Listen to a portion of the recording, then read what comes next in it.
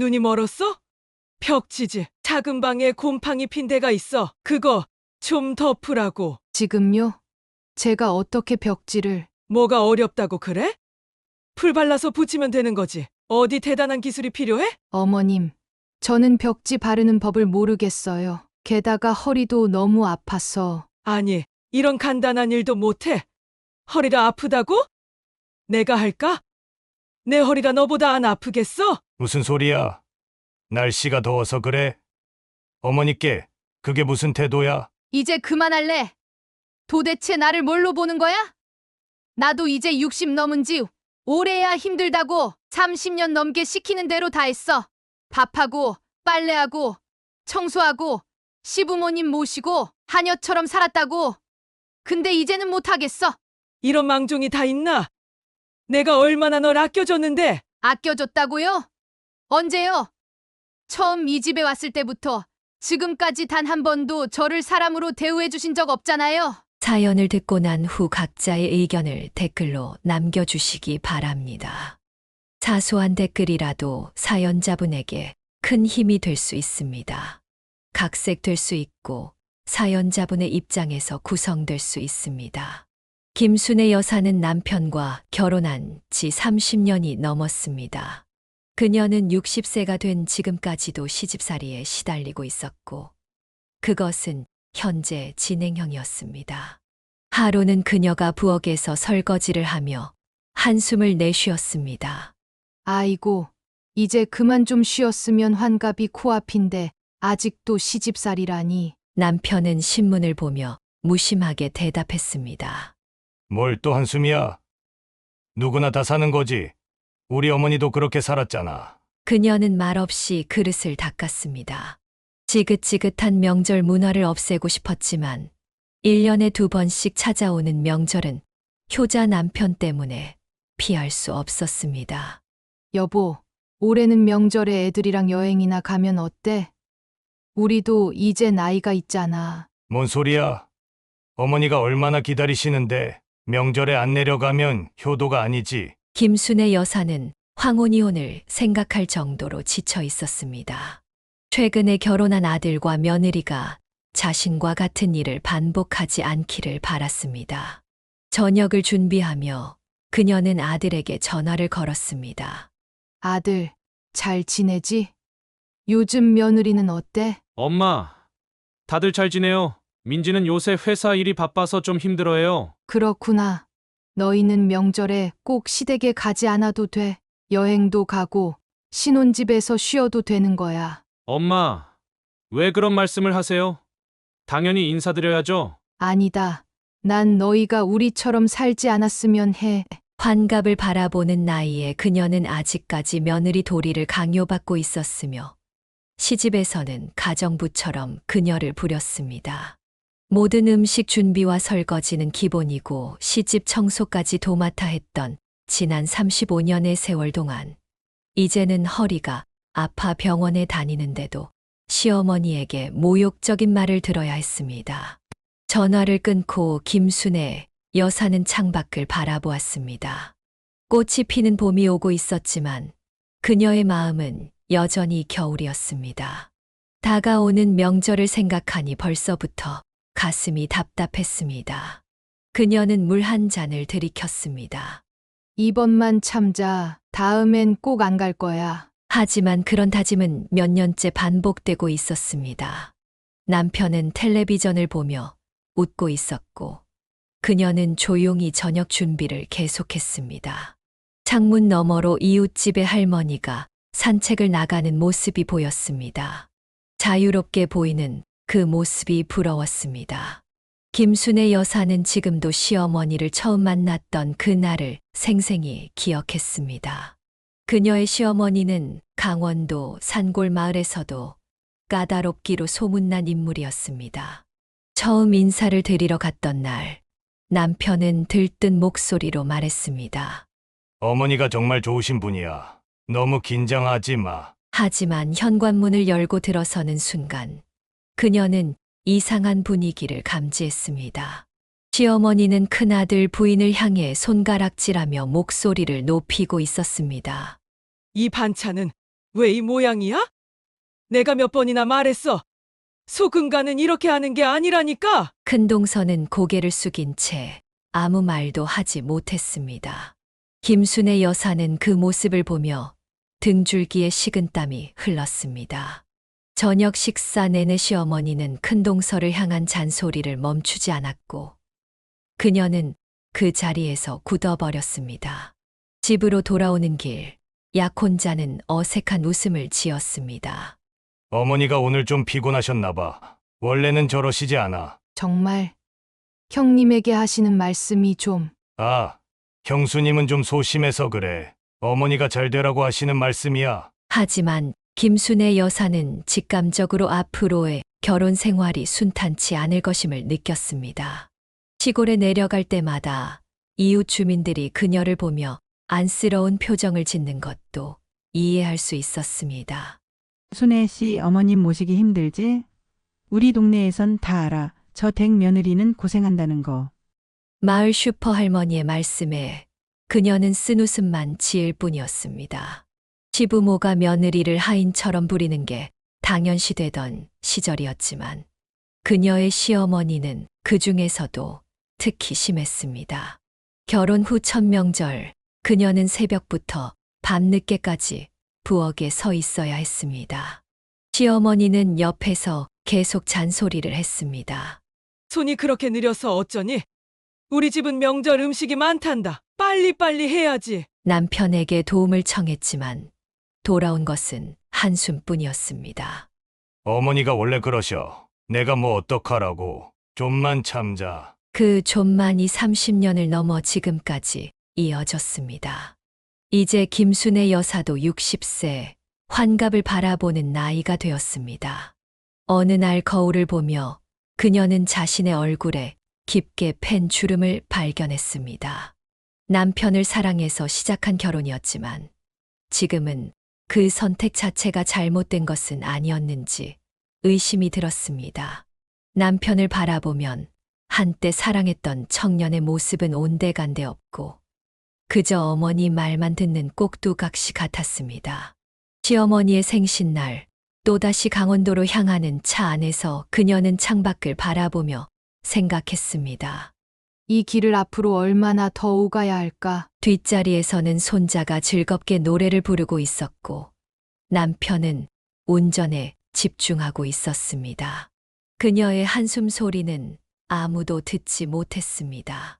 김순의 여사가 시집에서 겪은 고통 중 가장 큰 것은 시아버지의 존재였습니다. 그는 7년 전에 세상을 떠났지만 그의 그림자는 여전히 이 가정을 짙게 들이우고 있었습니다. 그녀는 가끔 옛 사진첩을 보다가 시아버지의 사진이 나오면 몸서리를 쳤습니다. 여보, 이 사진 좀 봐. 아버님 생전에 찍은 거네. 남편은 급히 달려와 사진을 보더니 눈시울을 붉혔습니다. 아버지가 참 듬직하셨지. 요즘도 꿈에 자주 뵈신다. 김순의 여사는 속으로 한숨을 내쉬었습니다. 그녀에게 시아버지는 듬직함과는 거리가 먼 존재였습니다. 과거의 기억이 물밀듯 밀려왔습니다. 이 며느리는 뭐 하나 제대로 하는 게 없어. 밥은 왜 이 모양이야? 우리 집안에서 이런 음식 먹어본 적 없다고. 시아버지의 고함 소리는 항상 집안을 뒤흔들었습니다.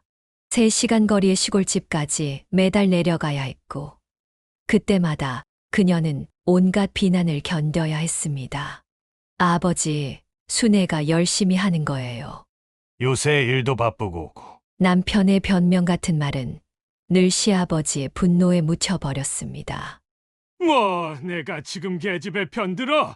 어디서 배웠어?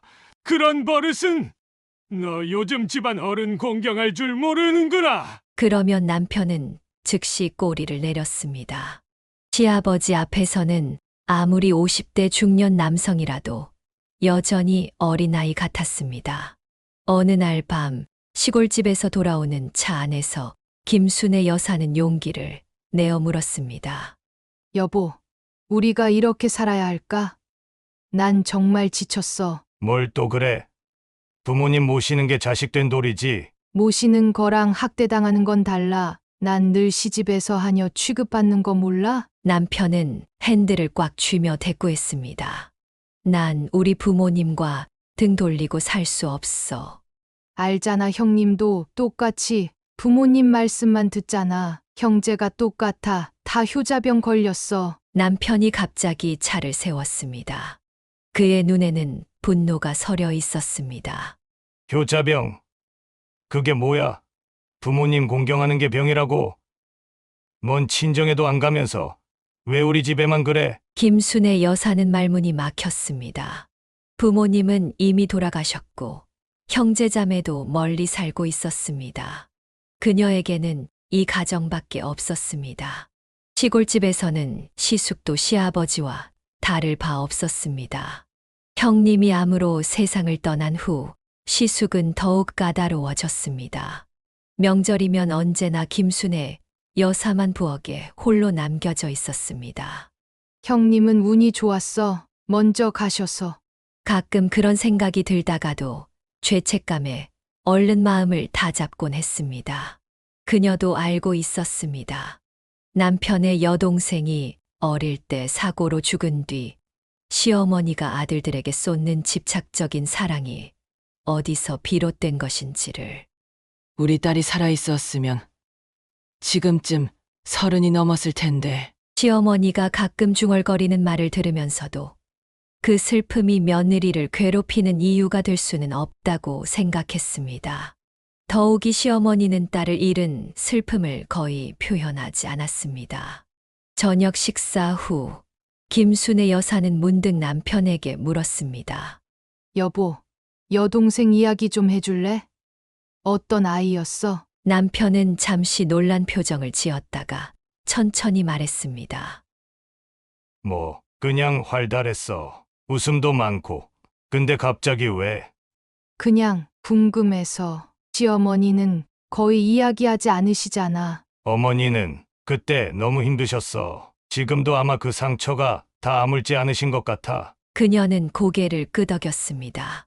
어쩌면 시어머니의 냉정함과 까다로움은 그 상처에서 비롯된 것일지도 모른다는 생각이 들었습니다. 하지만 그렇다고 해서 자신이 겪는 모든 고통이 정당화될 순 없었습니다. 김순의 여사는 아직도 형님 정순 씨의 장례식 날을 생생히 기억하고 있었습니다. 비가 내리는 음산한 날씨 속에서 그녀의 관이 땅속으로 내려갈 때 형님의 고단했던 인생이 주마등처럼 스쳐 지나갔습니다. 김순의 여사는 그날 평소와 달리 화장실에 숨어 오열했습니다. 형님 미안해요. 내가 더 도와줬어야 했는데. 남편이 문을 두드렸습니다. 당신 괜찮아? 그녀는 눈물을 훔치며 화장실에서 나왔습니다. 초상집은 조문객들로 북적였지만 이상하게도 시어머니의 눈에는 눈물 한 방울 보이지 않았습니다. 정희 씨는 5년 전 갑작스럽게 심장마비 진단을 받았습니다. 시골 마을 사람들은 그것조차 시어머니 탓으로 돌렸습니다. 불쌍한 사람, 저 할망구 밑에서 살다가 심장이 버텨낼 리가 있나. 애도 없이 평생 시달림 당하더니 결국 몸이 견디지 못했지. 이런 말들이 동네에 퍼졌지만 시어머니는 모르는 척했습니다.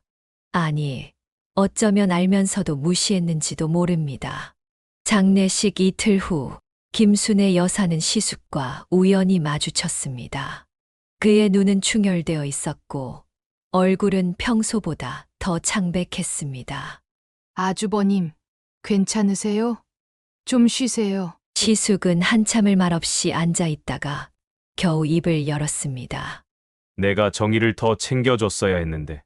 어머니 모시느라 늘 바빴다는 핑계로 그 말에 김순의 여사의 가슴이 아팠습니다.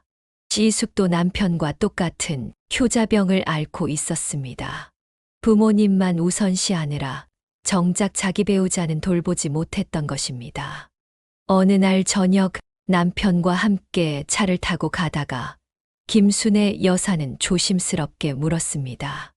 여보, 형님이 돌아가시고 아주버님 많이 힘들어 하시더라. 그럼 30년 넘게 함께 산 사람인데 근데 생각해 본 적 있어?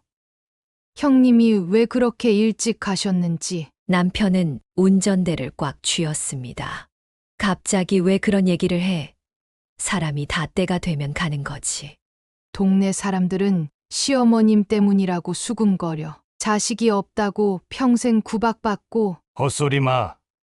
우리 어머니가 그렇게 나쁜 사람이야. 그녀는 더 이상 말하지 않았습니다.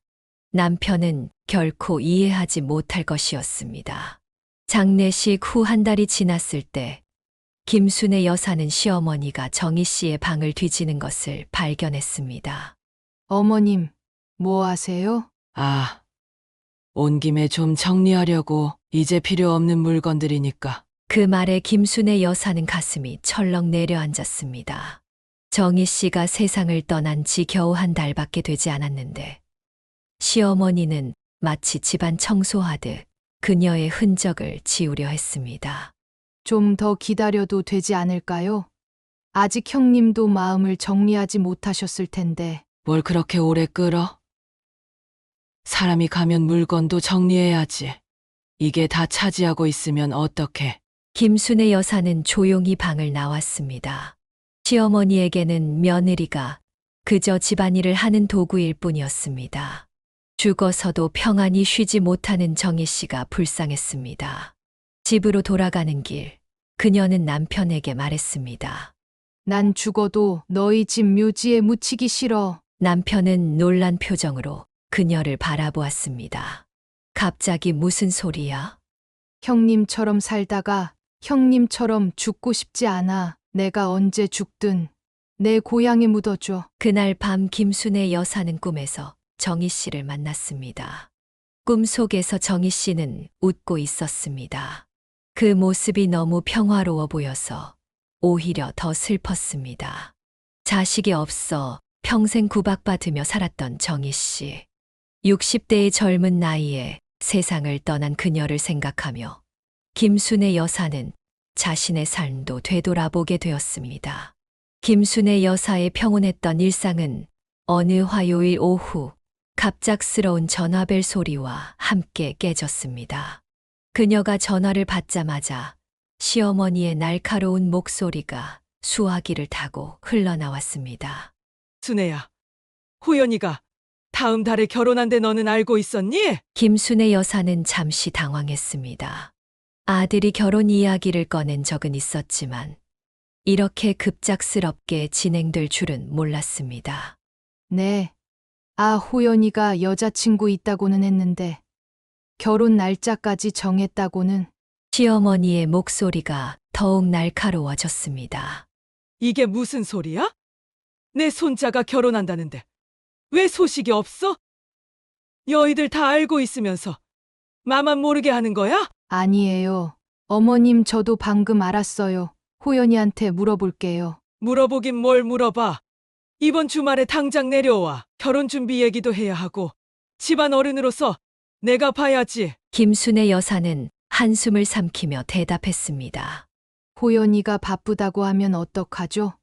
요즘 병원에서 환자들이 많아서. 바쁘다고? 그런 핑계가 어디 있어? 결혼은 집안 어른 허락 받고 해야지. 당장 내려오라고 해. 전화가 갑자기 끊겼습니다. 김순애 여사는 한참 동안 멍하니 전화기를 바라보았습니다. 이런 상황을 너무 잘 알고 있었기에 마음이 무거웠습니다. 남편이 퇴근하자마자 그녀는 상황을 설명했습니다. 여보, 어머님이 호연이 결혼 얘기 듣고 주말에 내려오라셔. 남편은 즉시 휴대폰을 꺼내 아들에게 전화를 걸었습니다. 호연아, 이번 주말에 할머니 뵈러 가자. 내 결혼 얘기 때문에 할머니가 보자고 하셔. 아들의 목소리가 조금 망설이는 듯했습니다. 아빠, 이번 주말엔 당직이라 못 가요. 다음 주는. 무슨 소리야? 할머니가 기다리시는데 당직 받고 의사라고 그 정도 못해? 김순애 여사는 남편의 강압적인 태도에 가슴이 아팠습니다. 그녀는 수십 년간 겪었던 시집살이의 굴레가 이제 예비 며느리에게도 씌워질 것을 직감했습니다. 주말이 되자 김순애 여사 부부는 아들과 예비 며느리 민지를 데리고 강원도 시골집으로 향했습니다.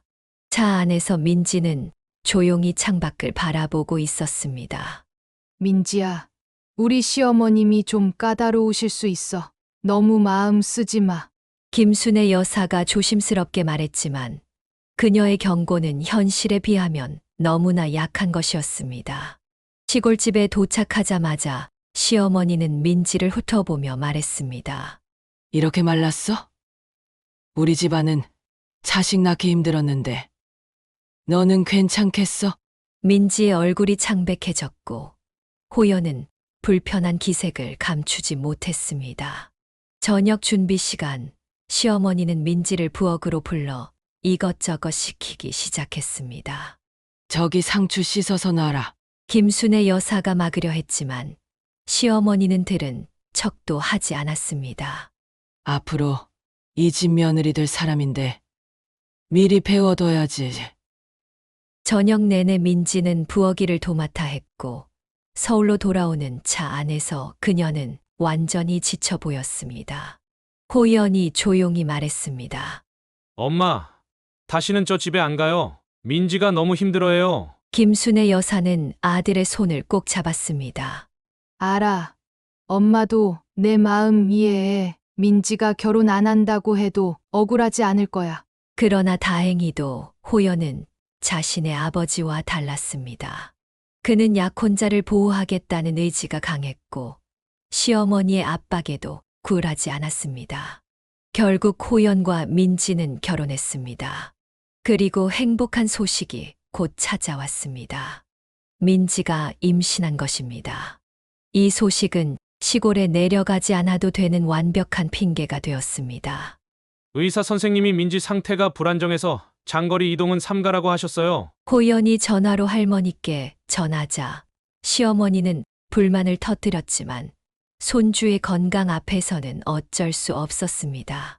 그날 밤 김순의 여사는 조용히 웃었습니다. 적어도 민지는 자신처럼 30년을 시집살이하며 살지는 않을 것 같았습니다. 그녀의 아들은 다행히 자신의 남편과 달랐기 때문입니다. 추석이 일주일 앞으로 다가왔습니다. 김순의 여사는 벌써부터 속이 터질 것 같았습니다. 그녀는 주방에서 설거지를 하며 가끔씩 허리를 붙잡고 인상을 찌푸렸습니다. 몇 달 전부터 디스크 통증이 심해져 병원에 다니고 있었지만 명절이 다가올수록 스트레스로 증상이 더 악화되는 것 같았습니다. 저녁 식사 후 그녀는 용기를 내어 남편에게 말을 꺼냈습니다. 여보, 올해 추석에는 내가 좀 집에 있으면 안 될까? 허리가 너무 아파서. 남편은 신문을 보다가 고개를 번쩍 들었습니다. 뭐? 명절에 어떻게 안 내려간다고? 정신이 있는 거야? 없는 거야? 나 요즘 병원 다니잖아. 의사가 무리하지 말라고 했어. 남편은 신문을 탁 내려놓았습니다. 의사가 뭘 한다고? 허리가 아프면 더 움직여야 좋아지는 거야. 그리고 명절에 어머니 혼자 두면 어떡해? 형수님도 안 계신데. 김순의 여사는 한숨을 깊게 내쉬었습니다. 내 나이 60도 훨씬 넘었어. 솔직히 힘들어. 명절마다 내려가는 것보다 평소에 가끔씩 찾아뵙는 게 어떨까? 평소에도 충분히 내려가잖아. 어머니 생신, 어버이날, 제사, 명절은 1년에 딱 2번뿐인데 그거마저 안 가겠다고? 그녀는 반박하려다가 이내 포기했습니다. 30년 넘게 같은 말싸움을 해왔지만 결과는 항상 같았습니다. 남편은 자신의 어머니를 위해서라면 아내의 건강쯤은 신경 쓰지 않았습니다. 명절 전날 김순의 여사는 새벽부터 일어나 음식을 준비했습니다. 한우 갈비, 과일, 떡 등을 바리바리 싸서 차 트렁크에 실었습니다. 남편은 기분이 좋은지 콧노래를 부르며 운전석에 앉았습니다. 어머니가 얼마나 좋아하실까? 오랜만에 갈비 사들고 가니. 그녀는 말없이 조수석에 앉았습니다. 3시간의 고속도로 주행 동안 그녀는 점점 가까워지는 시골집을 생각하며 불안감이 커졌습니다. 마침내 도착했을 때 시골집 마당은 잡초가 무성했고 현관 앞에는 오래된 신발들이 어지럽게 놓여 있었습니다. 문을 열자마자 퀴퀴한 냄새가 코를 찔렀습니다. 어머님, 저희 왔어요. 남편이 크게 외쳤습니다. 거실에서는 시숙이 소파에 누워 텔레비전을 보고 있었고, 그는 고개만 살짝 돌려 인사했습니다. 왔어. 어머니는 부엌에 계셔. 김순의 여사가 부엌으로 향하자 시어머니는 기다렸다는 듯이 물었습니다. 보연이는 어째 안 보이네. 아, 민지가 임신 중이라 의사가 안정을 취하라고 해서요. 다음에 오겠다고 했어요. 시어머니의 눈이 가늘어졌습니다. 핑계가 많구나. 요즘 젊은 것들은 가문 어른 공경할 줄 모른대. 며느리 교육은 어떻게 시킨 거야? 김순의 여사는 입술을 깨물었습니다. 자신의 며느리를 자신의 손으로 보호하고 싶었습니다. 민지가 첫 임신이라 조심스러워요. 아이 건강이 걱정돼서. 내가 너 임신했을 때도 김장 150포기 담갔어. 요즘 애들은 너무 약해. 시어머니의 잔소리는 계속되었고 김순의 여사는 묵묵히 짐을 풀기 시작했습니다. 부엌은 설거지가 밀려있고 냉장고는 오래된 음식으로 가득했습니다. 마치 그녀가 올 것을 알고 일부러 정리하지 않은 것 같았습니다. 순애야, 냉장고 좀 정리하고 저녁 준비해라. 애들 왔으니 뭐라도 잘 해줘야지. 김순의 여사는 무거운 한숨을 삼키며 고무장갑을 꼈습니다. 허리 통증이 다시 찾아왔지만 아무도 그녀의 고통에 관심을 가지지 않았습니다. 남편은 어머니와 웃으며 대화를 나누고 있었고 시숙은 여전히 텔레비전 앞에 앉아 있었습니다. 그녀 혼자 부엌에서 분주히 움직이며 생각했습니다. 저녁을 준비하며 그녀는 문득 자신의 인생이 어떻게 이렇게 되었는지 의문이 들었습니다. 왜 남편은 한 번도 그녀의 편이 되어주지 않았을까?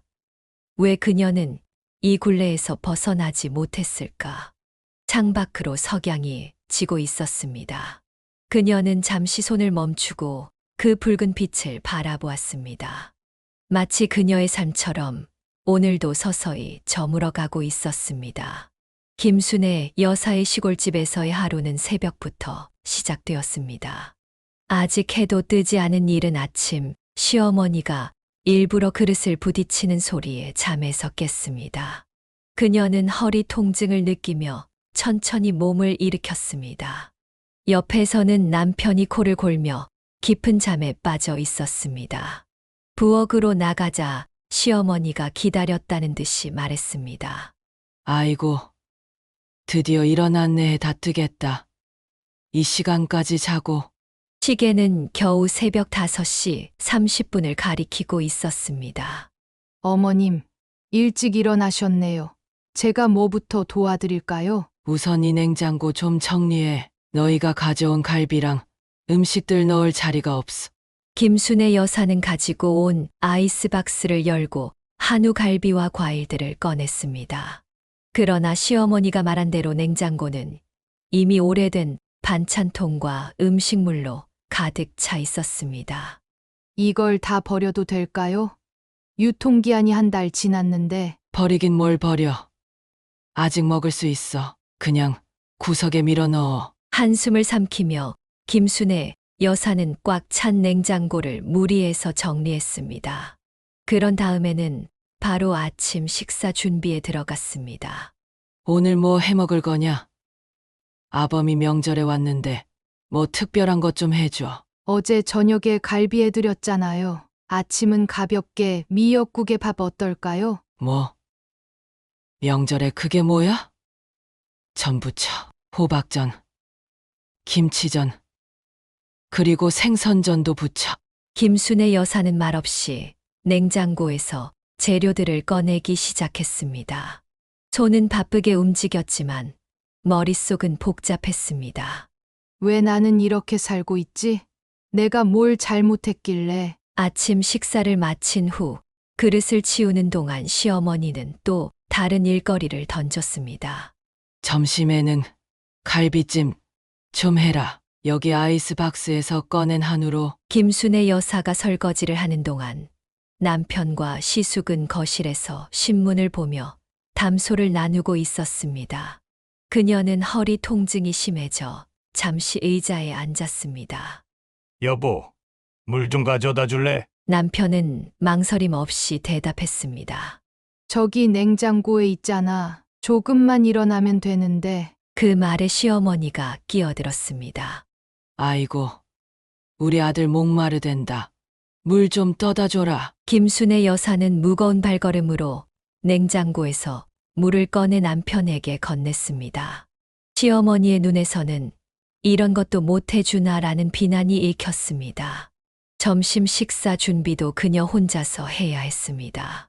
갈비찜을 만들고 각종 나물을 무치고 찌개까지 끓였습니다.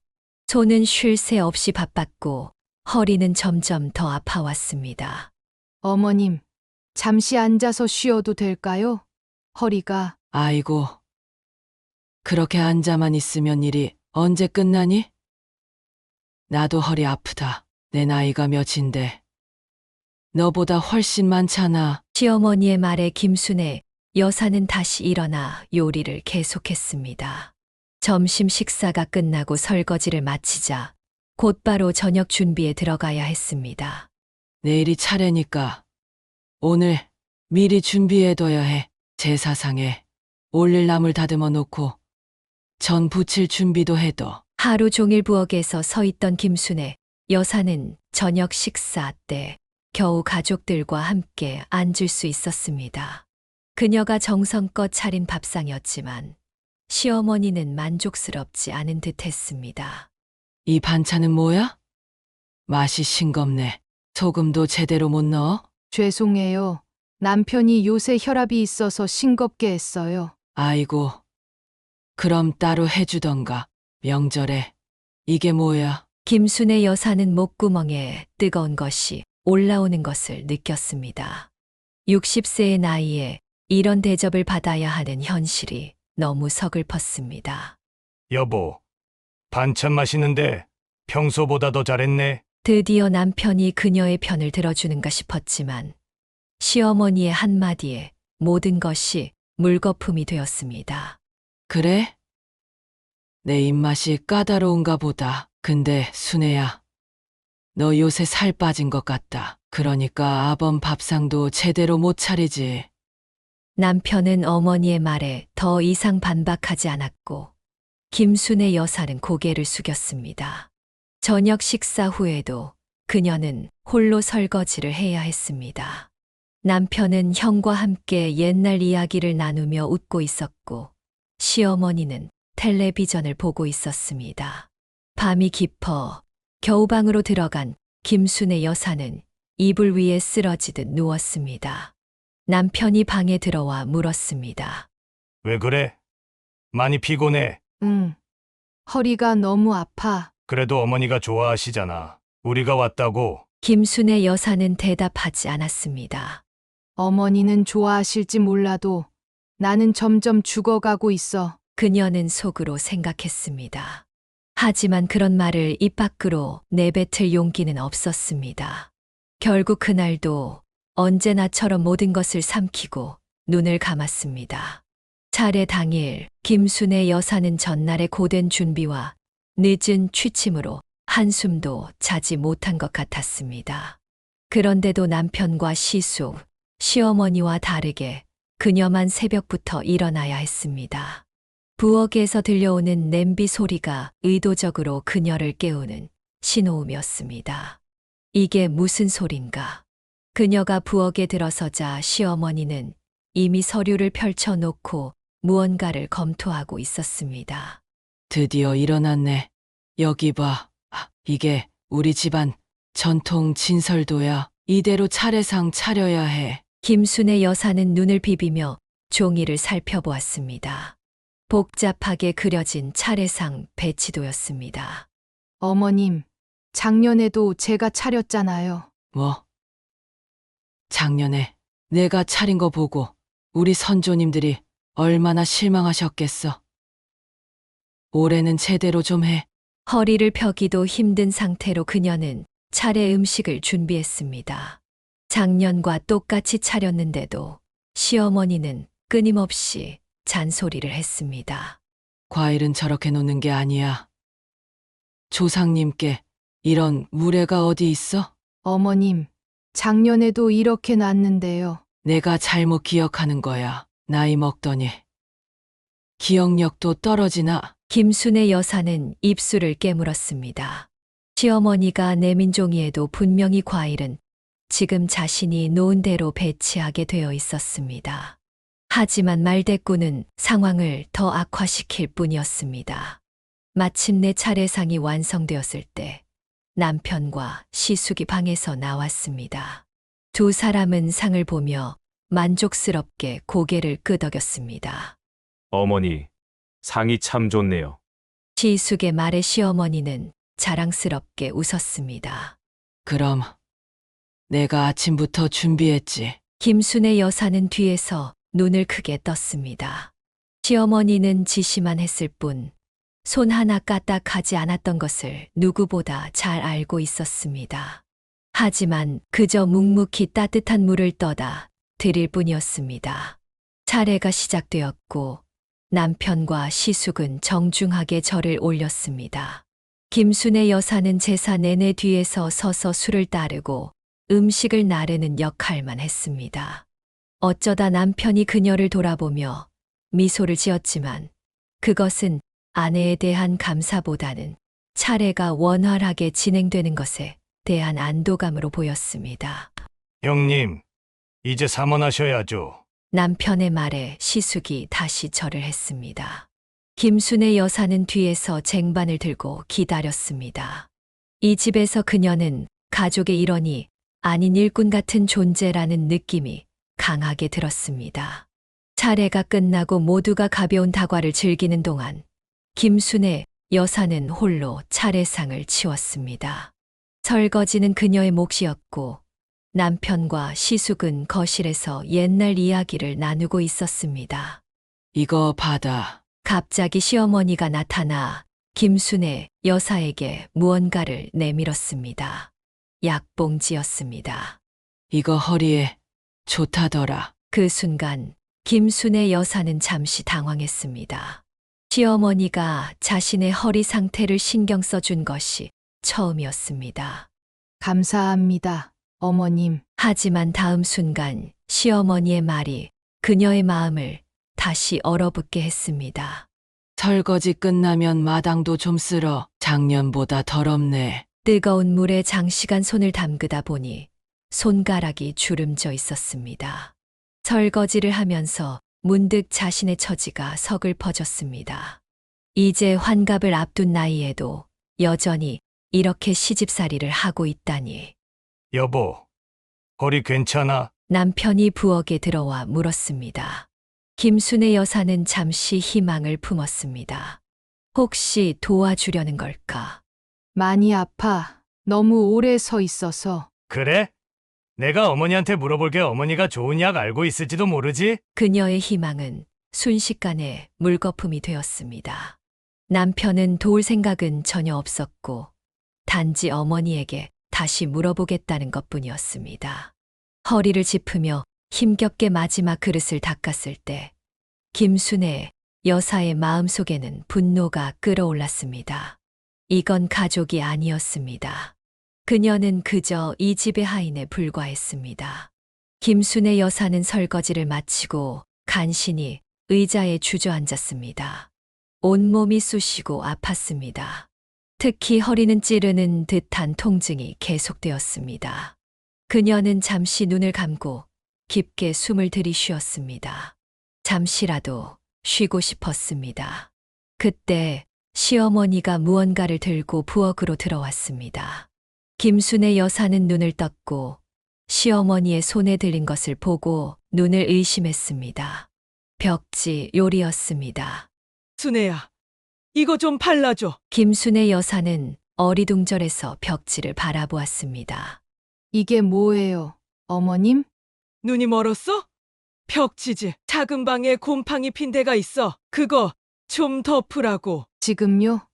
제가 어떻게 벽지를 시어머니는 눈을 흘겼습니다. 뭐가 어렵다고 그래?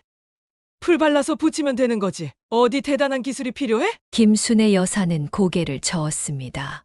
그녀의 손은 설거지로 인해 이미 주름지고 갈라져 있었습니다. 허리는 만져도 아프고 머리는 지끈지끈 울렸습니다. 어머님, 저는 벽지 바르는 법을 모르겠어요. 게다가 허리도 너무 아파서. 아니, 이런 간단한 일도 못해. 허리가 아프다고? 내가 할까? 내 허리가 너보다 안 아프겠어? 시어머니의 말은 날카롭게 그녀의 가슴을 찔렀습니다. 김순애 여사는 마음속에서 분노가 끓어오르는 것을 느꼈습니다. 30년 넘게 시집살이를 하면서 시어머니의 모든 요구를 들어주고 살았지만 이건 너무했습니다. 저는 벽지 공사는 못해요. 남편한테 부탁하세요. 뭐라고? 남자한테 그런 거 시키라고? 말 대꾸하는 거야, 지금? 시어머니의 얼굴이 붉게 변했습니다. 그때 남편이 부엌으로 들어왔습니다. 무슨 일이야? 왜 이렇게 시끄러워? 시어머니가 즉시 아들에게 하소연했습니다. 야, 내 마누라가 이렇게 말 대꾸를 해. 작은 방 벽지 좀 발라달라고 했더니 못한다네. 요즘 며느리들은 다 이래? 남편은 한숨을 쉬며 아내를 바라보았습니다. 여보, 어머니 말씀 좀 들어드려. 얼마나 어려운 일이라고. 김순애 여사는 믿을 수 없다는 표정으로 남편을 바라보았습니다. 그녀의 손은 떨리기 시작했고 가슴 속에서는 용암처럼 분노가 끓어올랐습니다. 너도 할 수 있잖아. 왜 나한테만 시켜? 나 허리 아프다고 몇 번이나 말했어. 남편은 당황한 표정을 지었습니다. 아내가 이렇게 강하게 반발한 적이 거의 없었기 때문입니다. 무슨 소리야? 날씨가 더워서 그래? 어머니께 그게 무슨 태도야? 김순애 여사는 더 이상 참을 수 없었습니다. 그녀는 벌떡 일어나 벽지로를 바닥에 던졌습니다. 벽지가 바닥을 굴러 시어머니의 발 앞에 멈췄습니다. 이제 그만할래? 도대체 나를 뭘로 보는 거야? 나도 이제 60 넘은 지 오래야 힘들다고. 시어머니와 남편은 놀란 표정으로 그녀를 바라보았습니다. 김순애 여사의 눈에서는 눈물이 흘러내렸습니다. 30년 넘게 시키는 대로 다 했어. 밥하고 빨래하고 청소하고 시부모님 모시고 하녀처럼 살았다고. 근데 이제는 못하겠어. 시어머니가 입을 열었습니다. 이런 망종이 다 있나? 내가 얼마나 널 아껴줬는데. 아껴줬다고요? 언제요? 처음 이 집에 왔을 때부터 지금까지 단 한 번도 저를 사람으로 대우해 주신 적 없잖아요. 시어머니의 얼굴이 창백해졌습니다. 남편은 아내의 팔을 잡으려 했지만 김순애 여사는 그의 손을 뿌리쳤습니다. 나 더 이상 이러고 싶지 않아. 환갑도 다 된 나이에 벽지 바르라고? 너희 집 하녀가 아니라고. 여보, 진정해. 어머니 앞에서. 왜? 어머니 앞이라서 내가 참아야 해. 내가 죽을 때까지 이렇게 살아야 한다고 생각해. 김순애 여사는 부엌을 나와 방으로 향했습니다. 그녀는 서랍에서 휴대폰과 지갑만 꺼내 가방에 넣었습니다. 남편이 당황해서 따라왔습니다. 뭐 하는 거야? 어디 가려고? 집에 갈 거야. 더 이상 못 견디겠어. 갑자기 왜 이래? 명절인데 어떻게 가? 그녀의 눈에서는 결연한 빛이 번쩍였습니다. 이제 명절에 안 내려올 거야. 당신은 오든 말든 알아서 해. 시어머니가 방문 앞에 나타났습니다. 뭐, 감히 내가. 이게 무슨 폐륜이야? 김순애 여사는 시어머니를 똑바로 바라보았습니다. 폐륜이요? 며느리가 시어머니 노예인가요? 저도 사람이에요. 이제 그만하고 싶어요. 그녀는 가방을 들고 현관으로 향했습니다. 남편이 당황해서 그녀의 팔을 잡았습니다. 여보, 제발. 어머니께 사과해. 나중에 후회할 일 만들지 마. 김순애 여사는 고개를 저었습니다. 후회. 내가 후회하는 건 진작 이러지 않은 거야. 나도 이제 나만의 삶을 살고 싶어. 그녀는 남편의 손을 뿌리치고 현관문을 열었습니다. 뒤에서 시어머니의 고함 소리가 들렸지만 그녀는 돌아보지 않았습니다. 마당을 지나 대문을 나서는 순간 이상하게도 가벼운 느낌이 들었습니다. 마치 30년간의 무거운 짐을 내려놓은 것 같았습니다. 김순애 여사는 터미널에서 3시간을 기다린 끝에 서울행 버스를 탈 수 있었습니다. 그녀는 창가에 앉아 흘러가는 강원도의 산세를 바라보았습니다. 휴대폰은 진동이 멈추지 않았지만 그녀는 한 번도 꺼내보지 않았습니다.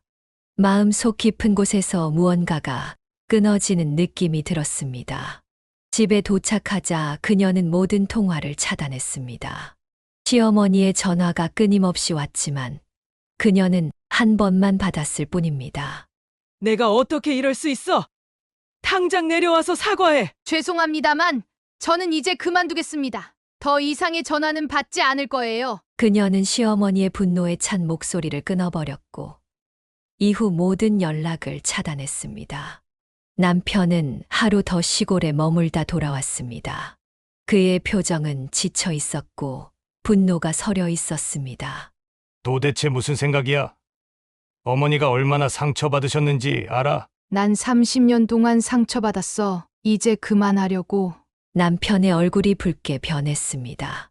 이게 다 뭐야? 이혼이라도 하겠다는 거야. 김순애 여사는 잠시 침묵했다가 조용히 대답했습니다. 그래.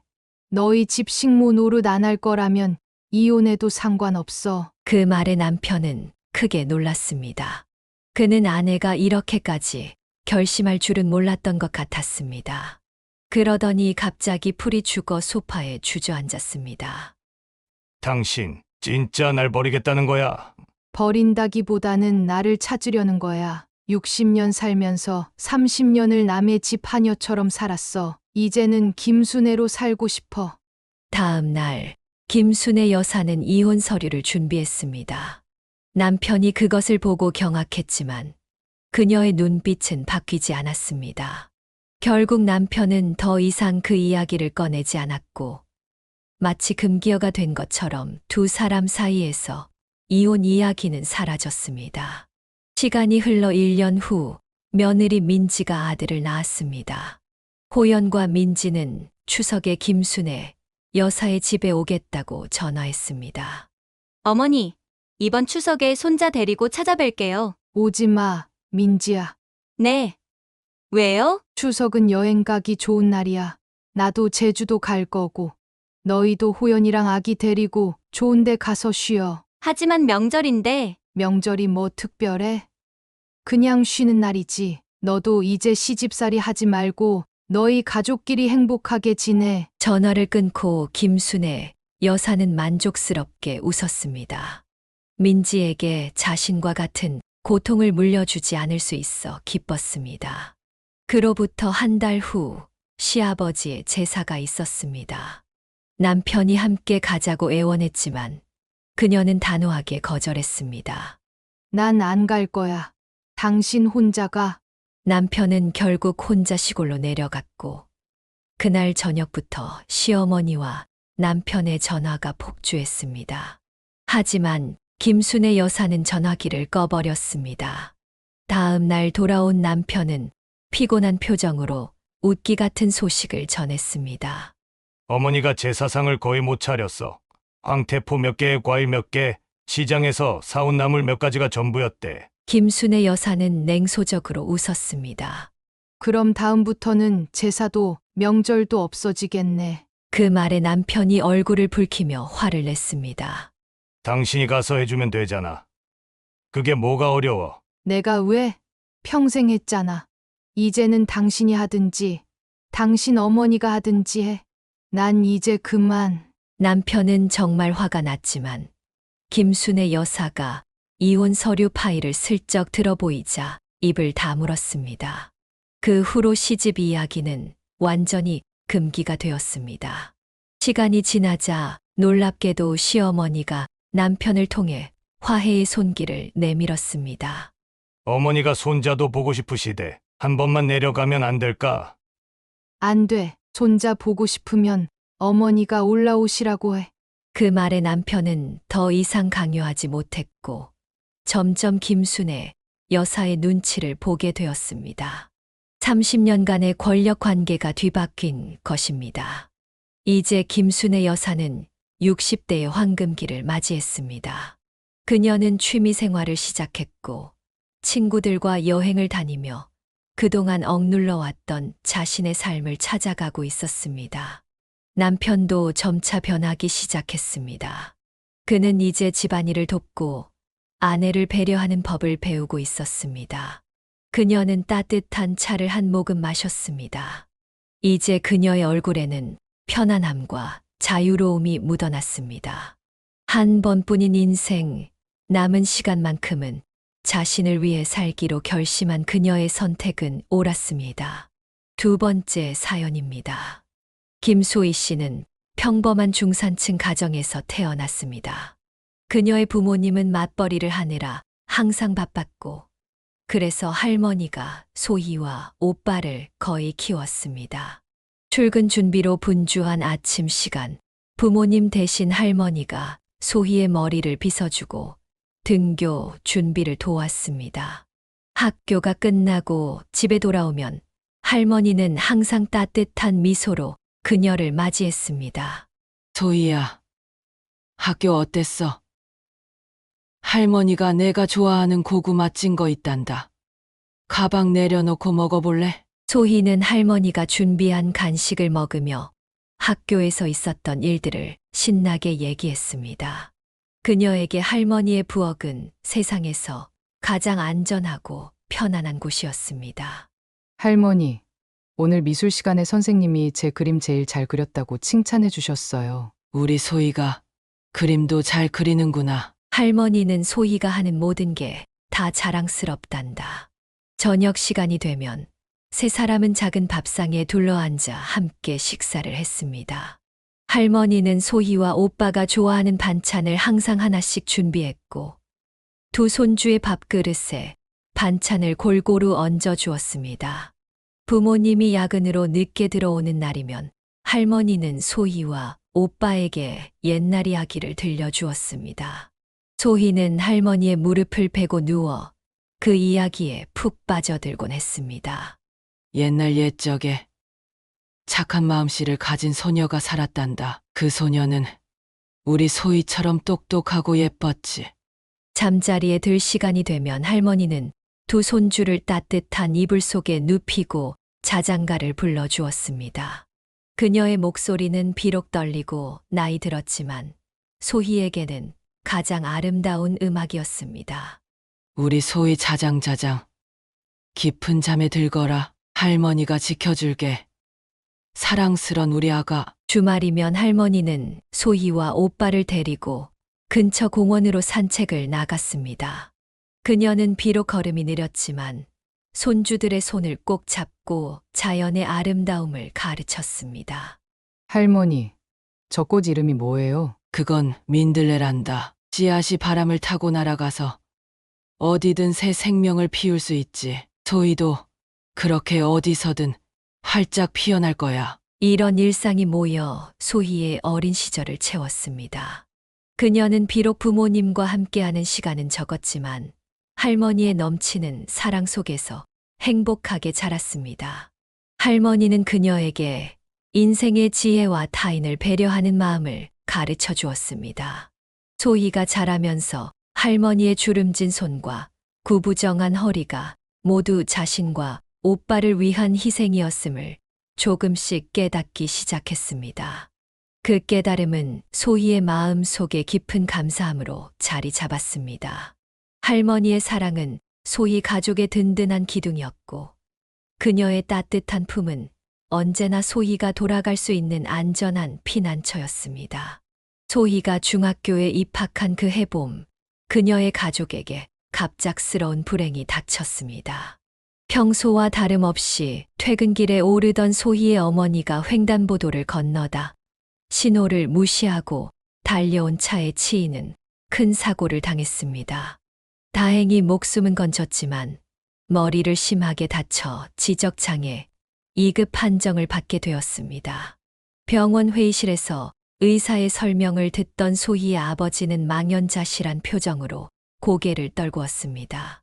앞으로도 기본적인 의사소통은 가능하지만 기억력 저하와 판단력 부족 문제가 지속될 겁니다. 가족들의 세심한 보살핌이 필요합니다. 집으로 돌아온 후 아버지는 자신을 탓하며 괴로워했습니다. 내가 능력이 있었다면 당신이 일하러 나가지 않아도 됐을 텐데, 이런 일도 없었을 텐데. 사고 이후 어머니는 겉으로 보기에는 크게 달라진 것이 없었지만 생활 곳곳에서 변화가 나타났습니다. 요리를 하다가 가스불을 끄지 않고 자리를 비우거나 같은 질문을 하루에도 수십 번씩 반복하기도 했습니다. 무엇보다 고집이 세져서 한 번 마음먹은 일은 남의 말을 들으려 하지 않았습니다. 그럴 때마다 할머니는 놀라운 인내심으로 소희의 어머니를 돌보았습니다. 가스불 꺼야 하는 거 잊었구나. 괜찮아. 내가 껐으니 걱정 말아라. 다음엔 메모라도 써놓을까? 아, 메모요 좋은 생각이네요. 근데 왜 가스불을 꺼야 한다고 했죠? 화재 위험이 있으니까 사용 후엔 꼭 꺼야 해요. 우리 가족 안전이 제일 중요하잖아요. 소희는 갑자기 변해버린 어머니를 보며 혼란스러웠습니다. 예전에는 자신을 꼭 안아주고 학교 이야기를 재미있게 들어주던 어머니가 이제는 간단한 일상 대화도 자주 잊어버리는 모습이 낯설었습니다. 한 번은 어머니가 감기에 심하게 걸렸는데도 병원 가기를 완강히 거부했습니다. 온 가족이 설득해도 소용이 없었습니다. 싫어요. 병원 가면 주사 맞을지도 모르고 그냥 집에서 쉬면 나아질 거예요. 소희의 오빠가 할머니에게 도움을 청했고 할머니는 특유의 부드러운 방식으로 접근했습니다. 빨리 나아야 소희랑 나들이도 가고 맛있는 것도 먹으러 갈 수 있을 텐데. 그리고 그렇게 기침하면 아이들한테 옮길 수도 있어요. 우리 함께 병원 가는 게 어떨까요? 결국 할머니의 따뜻한 설득에 어머니는 마음을 돌렸고 적절한 치료를 받을 수 있었습니다. 이 일을 계기로 소희는 할머니의 지혜와 인내심에 더 큰 존경심을 갖게 되었습니다. 아버지는 퇴근 후 이 상황을 알게 되었을 때 할머니에게 깊이 감사했습니다.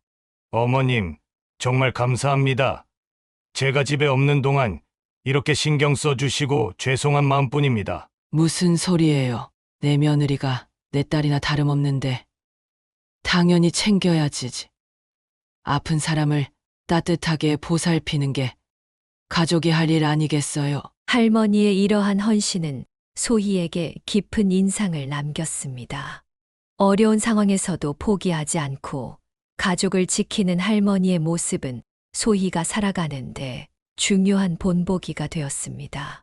소희는 점차 변화된 가정환경에 적응해 갔습니다. 학교에서 돌아오면 어머니의 상태를 먼저 살피고 할머니의 집안일을 돕는 것이 일상이 되었습니다. 어린 나이에 갑자기 찾아온 책임감이 때로는 버겁게 느껴졌지만 가족 모두가 서로를 위해 노력하는 모습 속에서 그녀는 진정한 가족의 의미를 배워갔습니다. 대학교 입학을 앞둔 소희에게 할머니의 건강 상태는 점점 더 큰 걱정거리가 되었습니다. 어느새 80대 중반에 접어든 할머니는 예전보다 기력이 크게 떨어져 있었습니다. 그녀는 자주 숨이 차고 관절통으로 고생했지만 여전히 소희의 가족을 위해 헌신적으로 살았습니다. 어느 가을 저녁 할머니는 소희와 오빠를 불러 진지한 대화를 나누었습니다. 이제 나도 언제 떠날지 모르니 한 가지 부탁이 있구나. 너희 엄마는 표현을 잘 못할 뿐이지 마음은 참 착한 사람이란다. 내가 없어도 둘이서 엄마를 잘 돌봐주려. 소희와 오빠는 할머니의 손을 꼭 잡고 진심으로 약속했습니다. 그 순간 소희는 할머니의 손등에 드러난 푸른 핏줄과 깊은 주름을 보며 시간의 흐름을 실감했습니다. 소희가 22살이 되던 겨울, 가족들에게 평화로운 이별이 찾아왔습니다. 할머니는 평소와 다름없이 저녁 식사 후 조금 피곤하다며 일찍 잠자리에 들었고 다음 날 아침 소희가 깨우러 갔을 때 조용히 세상을 떠난 상태였습니다. 마치 잠든 것처럼 평온한 표정이었지만 더 이상 깨어나지 않는 할머니를 보며 소희는 무너지는 마음을 겨우 붙잡았습니다. 장례식 내내 가족들은 할머니의 사진 앞에서 각자의 방식으로 슬픔을 표현했습니다. 특히 소희의 어머니는 할머니의 영정사진을 끌어안고 오열했습니다. 어머니 없이 어떻게 살아요? 저도 같이 가고 싶어요. 소희는 어머니를 부축하며 위로했지만 할머니를 딸처럼 사랑했던 어머니의 상실감은 누구보다 컸습니다. 어머니는 몇 주 동안 할머니의 사진을 품에 안고 자며 슬픔을 달랬습니다. 세월은 흘러 소희는 대학을 졸업하고 식자재 수입 회사에 취직했습니다. 전공을 살려 외국 식품 바이어로 일하는 그녀는 활발한 성격과 언어 능력을 인정받아 회사에서 빠르게 자리를 잡았습니다. 한편 경찰로 일하던 오빠는 30살의 같은 경찰서에서 일하던 세원이라는 여성과 결혼했습니다. 새언니 세원은 처음부터 소희 가족에게 깊은 인상을 남겼습니다. 그녀는 소박하지만 따뜻한 성격으로 특히 소희의 어머니에게 세심한 관심을 보였습니다. 새언니가 직접 만든 요리는 어머니의 특별한 기쁨이 되었습니다. 한 번은 새언니가 갑자기 집에 방문했을 때 소희는 놀라움을 금치 못했습니다. 언니, 오늘 무슨 일 있어요? 어머님이 제가 만든 떡볶이가 먹고 싶다고 하셔서요. 아버님께서 말씀해 주셔서 재료 사들고 왔어요. 소희는 감동했습니다. 새언니는 단순히 시부모님께 잘 보이기 위한 것이 아니라 진심으로 소희의 어머니를 가족으로 받아들이고 있었습니다. 소희의 어머니는 새언니가 만든 떡볶이를 행복한 표정으로 먹으며 연신 칭찬했습니다. 세원이가 만든 떡볶이는 정말 특별해. 이 맛을 어디서도 못 찾겠어. 소희는 오빠가 정말 좋은 사람을 만났다고 생각했습니다. 새언니는 어머니의 상태를 이해하고 대화할 때도 항상 인내심을 갖고 천천히 설명했으며 때로는 아이처럼 구는 어머니를 전혀 귀찮아하지 않았습니다. 가끔씩 소희는 할머니가 이 모습을 볼 수 있다면 얼마나 기뻐하실까 생각했습니다. 할머니가 평생 바라던 것처럼 가족들은 서로를 아끼고 보듬으며 살아가고 있었습니다. 특히 새언니 세원의 등장은 소희 가족에게 새로운 활력을 불어넣었고 할머니의 빈자리를 조금이나마 채워주는 듯 했습니다. 소희는 종종 할머니의 사진을 바라보며 가족의 소식을 속삭이곤 했습니다. 비록 육체적으로는 떠났지만 할머니의 사랑과 가르침은 여전히 소희 가족의 중심에 살아 있었습니다. 소희 가족이 새언니의 등장으로 한층 더 화목해지던 그때 예상치 못한 사고 소식이 전해졌습니다. 어느 늦은 밤 소희의 핸드폰이 요란하게 울렸습니다. 발신자는 새언니였고 그녀의 목소리는 떨리고 있었습니다. 소희야, 오빠가 다쳤어. 지금 중앙병원 응급실이야. 빨리 와줘. 급하게 옷을 챙겨 입은 소희는 부모님께 상황을 설명하고 함께 병원으로 향했습니다. 알고 보니 오빠는 강도 사건 현장에 출동했다가 흉기를 든 범인을 제압하는 과정에서 복부와 팔에 심각한 자상을 입은 상태였습니다. 다행히 생명에는 지장이 없었지만 수술이 필요한 상황이었습니다. 병원 대기실에서 소희는 새언니가 의사와 이야기하는 모습을 지켜봤습니다. 평소 밝고 차분했던 새언니의 얼굴은 창백했고 눈가에는 눈물이 고여 있었지만 의사의 설명을 놓치지 않으려 필사적으로 집중하고 있었습니다. 의사가 떠난 후 새언니는 소희의 부모님 앞에서 흐느끼며 말했습니다. 걱정 마세요. 의사 선생님이 큰 혈관은 다치지 않았대요. 제가 무슨 일이 있어도 건강하게 회복시켜 드릴게요. 병원에서 계속 지킬 거예요. 수술은 성공적으로 끝났지만 오빠의 회복 과정은 쉽지 않았습니다. 팔의 신경이 손상되어 재활치료가 필요했고 복부 상처도 조심스러운 관리가 필요했습니다. 새언니는 경찰서에 휴가를 내고 병원에서 오빠의 곁을 지켰습니다. 그녀는 모든 간호사의 지시를 꼼꼼히 메모했고 오빠의 식사부터 투약, 운동까지 세심하게 챙겼습니다. 병상에 누워있던 오빠는 그런 새언니를 바라보며 미안함과 고마움을 표현했습니다. 당신 덕분에 하루하루 나아지는 것 같아. 빨리 회복해서 직장에 복귀할게. 가장으로서 이렇게 누워만 있으니 미안해. 소희는 병실을 드나들며 새언니의 헌신적인 모습을 지켜봤습니다. 때로는 새언니가 잠시 쉴 수 있도록 대신 오빠를 간호하기도 했고, 집에서 따뜻한 음식을 준비해 병원으로 가져가기도 했습니다. 그런 과정에서 소희는 새언니가 단순히 좋은 아내를 넘어 진정한 가족의 일원이 되었음을 실감했습니다. 한 번은 새언니가 잠시 자리를 비운 사이 오빠가 소희에게 마음을 털어놓았습니다. 세원이가 내 옆에 없었다면 이렇게 빨리 회복하지 못했을 거야. 매일 밤 내가 잠든 줄 알고 울면서 기도하더라. 나 정말 복받은 사람이지? 소희도 깊이 공감했습니다. 새언니는 위기 상황에서 더욱 빛나는 사람이었습니다.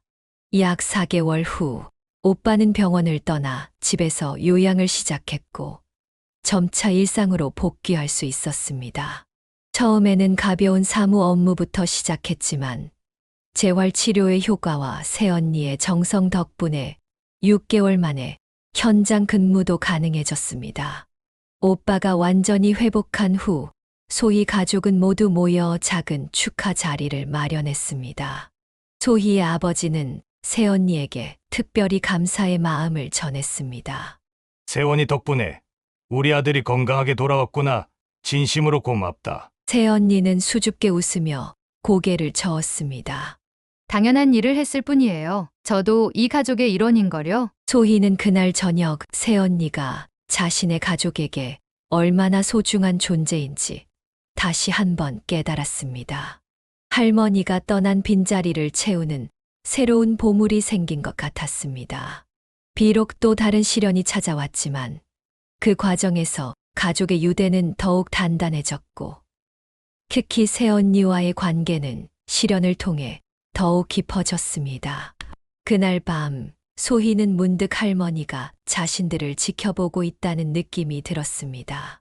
할머니가 그토록 소중히 여겼던 가족의 의미를 새언니를 통해 다시 한번 배우게 된 것 같았습니다. 소희가 30을 앞둔 어느 봄날 그녀의 인생에 중요한 변화가 찾아왔습니다. 회사 동료의 소개로 알게 된 민호와 결혼을 하게 된 것입니다. 처음 만남에서 조용하고 따뜻한 미소를 지닌 민호는 소희에게 깊은 인상을 남겼고 1년간의 연애 끝에 그들은 평생을 함께하기로 약속했습니다. 민호는 도시 곳곳의 정원과 공원을 가꾸는 조경회사에서 일하는 전문 정원사였습니다. 그의 손길이 닿는 곳마다 아름다운 꽃과 나무들이 생기를 되찾는 것처럼 소희의 가족에게도 그는 새로운 활력을 불어넣었습니다. 결혼 후 소희와 민호는 집에서 그리 멀지 않은 아파트의 보금자리를 마련했습니다. 주말이면 거의 빠짐없이 소희의 부모님 댁을 방문했는데 민호는 항상 계절 과일이나 어머니가 좋아하는 간식거리를 사들고 갔습니다. 그는 소희의 어머니 상태를 이해하고 늘 특별한 관심을 보였습니다. 한 번은 소희의 어머니가 민호에게 유독 애착을 보이며 말했습니다. 우리 사위랑 있으면 마음이 편안해. 내일 바로 가지 말고 하루 더 있다 가면 안 될까? 소희의 아버지가 당황하며 말렸습니다. 여보, 그렇게 부담스럽게 하면 어떻게 일하는 사람인데 주말에 쉬어야지. 하지만 민호는 오히려 기꺼이 응했습니다. 괜찮아요. 어머님 내일 회사에 전화해서 휴가 내고 하루 더 있을게요. 어머님이랑 같이 근처 공원도 구경하고 싶었어요. 그 말에 소희의 어머니는 아이처럼 기뻐했고 소희는 남편의 배려에 다시 한번 감동했습니다. 민호는 요리에 관심이 많았는데 소희의 어머니가 만든 음식은 어떤 것이라도 맛있게 먹어주었습니다. 한 번은 어머니가 아침 일찍 일어나 된장찌개를 끓였는데 맛이 짜고 재료도 어울리지 않게 들어가 있었습니다. 소희와 아버지는 어쩔 수 없이 조금씩 먹는 척했지만 민호는 정말로 맛있게 먹었습니다. 어머님, 이 된장찌개 정말 구수하고 맛있네요. 아침부터 이런 걸 먹으니 하루 종일 힘이 날 것 같아요. 어머니는 그 말을 듣고 얼굴 가득 미소를 지었습니다. 다들 맛없다고 하는데 역시 우리 사위가 제일 착하네. 앞으로 자주 끓여줄게. 집으로 돌아오는 길에 소희가 물었습니다. 정말 맛있었어? 솔직히 좀 이상했잖아. 민호는 진지하게 대답했습니다. 맛의 문제가 아니야. 어머님이 우리를 위해 정성껏 준비하신 거잖아. 그 마음이 느껴져서 정말 맛있게 느껴졌어. 그런 민호의 마음씨는 소희와의 관계에서도 드러났습니다. 그는 퇴근 후 항상 소희의 하루를 물어봐 주었고, 소희가 피곤해 보이는 날에는 집안일을 자진해서 도맡아 했습니다. 오늘 회사에서 힘든 일 없었어. 피곤해 보이는데 저녁은 내가 준비할게. 넌 그냥 쉬어. 소희가 가끔 야근을 하고 늦게 들어오는 날이면 민호는 따뜻한 차와 간단한 야식을 준비해 맞이했습니다. 때로는 소희가 좋아하는 꽃으로 작은 꽃병을 채워놓기도 했습니다. 시간이 흐를수록 소희는 민호의 작은 배려와 꾸준한 노력이 얼마나 특별한 것인지 깨달았습니다. 그는 말보다 행동으로 사랑을 표현하는 사람이었고, 소희의 가족을 자신의 가족처럼 소중히 여겼습니다. 특히 소희의 어머니를 대하는 태도는 참으로 감동적이었습니다. 그는 어머니의 반복적인 질문에도 인내심을 갖고 대답했고, 어머니가 이해하기 쉽도록 천천히 설명해 주었습니다. 소희는 종종 민호가 자신의 아버지와 함께 어머니를 산책시키는 모습을 바라보며 할머니가 바라던 가족의 모습이 이어지고 있다는 생각에 마음이 따뜻해졌습니다. 민호의 가족들도 소희를 따뜻하게 맞아주었습니다. 시부모님은 소희를 친딸처럼 아껴주셨고, 시동생 형수가 된 소희에게 존경심을 표했습니다. 하지만 한 사람만은 예외였습니다. 바로 소희의 동서 지연이었습니다. 지연은 소희보다 2년 먼저 결혼해 이미 3살배기 아들을 두고 있었고, 소희가 시댁 식구가 되었을 때는 둘째를 임신한 상태였습니다. 처음 만났을 때부터 그녀는 소희에게 냉담한 태도를 보였습니다. 시댁 가족들이 모인 자리에서 음식 준비를 할 때 지연은 언제나 임신을 핑계로 자리를 피했습니다. 형님, 저는 임신했으니까 주방일 안 해도 되죠? 형님은 아직 아이도 없고 건강하시니 충분히 하실 수 있잖아요. 소희는 비록 마음에 들지 않았지만 임산부를 배려하는 마음으로 수긍했습니다. 그래. 몸 상태도 안 좋을 텐데 편하게 쉬어. 내가 어머님이랑 같이 할게. 하지만 이런 일이 반복되면서 소희는 동서의 행동이 단순한 컨디션 문제를 넘어선다는 것을 깨달았습니다. 지연은 기회가 있을 때마다 소희를 깎아내리고 불편하게 만들었습니다. 한 번은 모두가 모인 저녁 식사 자리에서 지연이 갑자기 불평을 늘어놓기 시작했습니다. 왜 오늘 저녁에 생선만 있는 거예요? 임산부는 단백질이 필요한데 소고기가 있었으면 좋았을 텐데. 시어머니가 당황하며 대답했습니다. 지연이가 평소에 생선도 잘 먹어서 오랜만에 준비했는데. 지연은 불만스러운 표정으로 소희를 힐끗 쳐다보았습니다. 이런 건 미리 물어봐 주셔야 하는 거 아닌가요? 임산부 식단은 특별히 신경 써야 하는데. 소희가 조심스럽게 말했습니다. 미리 말해줬으면 준비했을 텐데. 다음에는 어떤 음식이 먹고 싶은지 알려줘. 그걸 꼭 제가 먼저 얘기해야 돼요?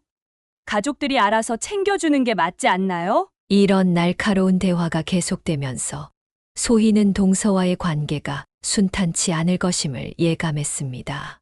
지연이 둘째 아이를 출산했을 때 소희는 정성껏 아기 옷과 신발을 선물로 준비했습니다. 좋은 관계를 유지하고 싶다는 마음에서 꽤 고가의 브랜드 제품을 골랐지만 지연의 반응은 냉담했습니다. 형님, 이제 보니 정말 센스가 없으시네요. 이런 아기 옷이나 신발은 친구들한테 흔히 받는 선물인데 가족이면 이것보다 더 특별한 걸 해줘야 하는 거 아닌가요? 소희는 당황했습니다. 내가 정성껏 고른 건데 그렇게 마음에 안 들어? 원한다면 다른 걸로 바꿔줄 수도 있어. 이미 받은 걸 돌려달라고 하실 건가요?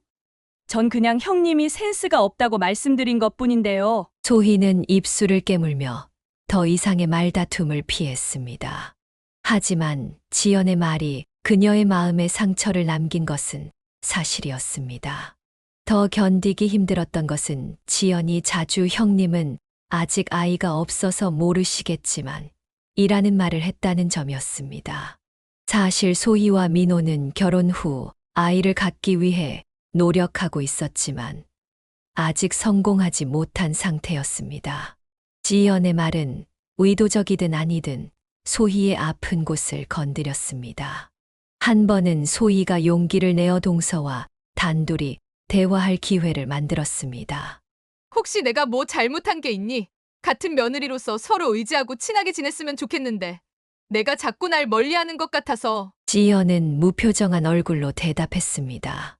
전 형님한테 불만 없는데요. 그리고 제가 언제 형님을 멀리했다고 그러세요? 툭하면 내가 아이가 없어서 모른다는 식으로 말하고 내가 하는 것마다 시비를 거는 것 같아서 그래. 전 그냥 제 말투가 그런 거예요. 특별한 의미 없이 한 말인데 형님이 민감하게 받아들이시는 거죠. 결국 그날의 대화는 아무런 진전 없이 끝나고 말았습니다.